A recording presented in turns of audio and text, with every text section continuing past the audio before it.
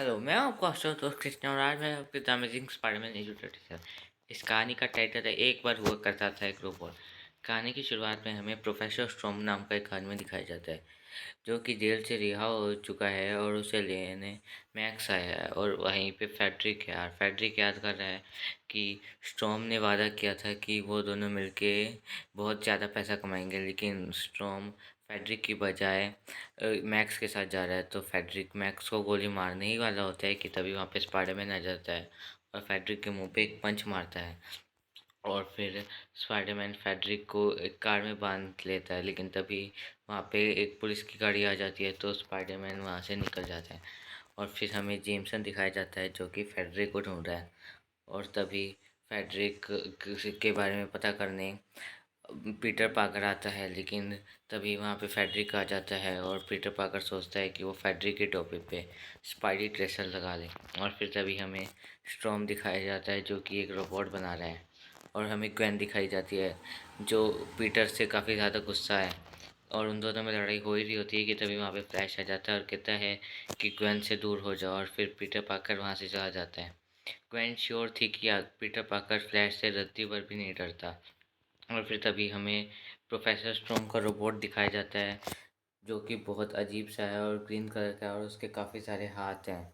और फिर professor storm उसे नॉर्मन ऑसबॉर्न की फैक्ट्री बर्बाद करने भेज देते हैं और वो अपनी पावर्स का यूज़ करता हुआ दीवार पे चढ़ता है और वहाँ के गार्ड्स को आसानी से हराता हुआ वहाँ पे तबाही मचाता रहता है हम।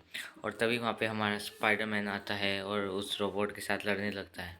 वो रोबोट स्पाइडरमैन को जकड़ लेता है और उसे आग में फेंकने की कोशिश करता है, लेकिन तभी स्पाइडरमैन अपनी पूरी ताकत का यूज़ करता है और वहाँ से भाग जाता है।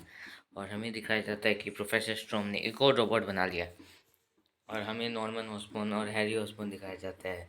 और नॉर्मन ऑसबॉर्न कहता है कि नहीं, ये तो जरूर प्रोफेसर स्ट्रोम का ही काम होगा।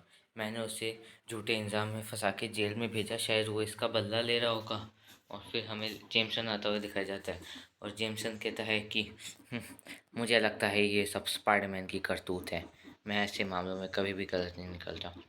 और वहीं दूसरी ओर फेडरिक ने अपना बेस बदला है और प्रोफेसर स्ट्रोम से बदला लेने निकल चुका है। वहाँ पे स्पाइडरमैन आता है अपना स्पाइडी ट्रेसर का पीछा करते हुए, लेकिन फेडरिक ने वो कैप उतार दी थी।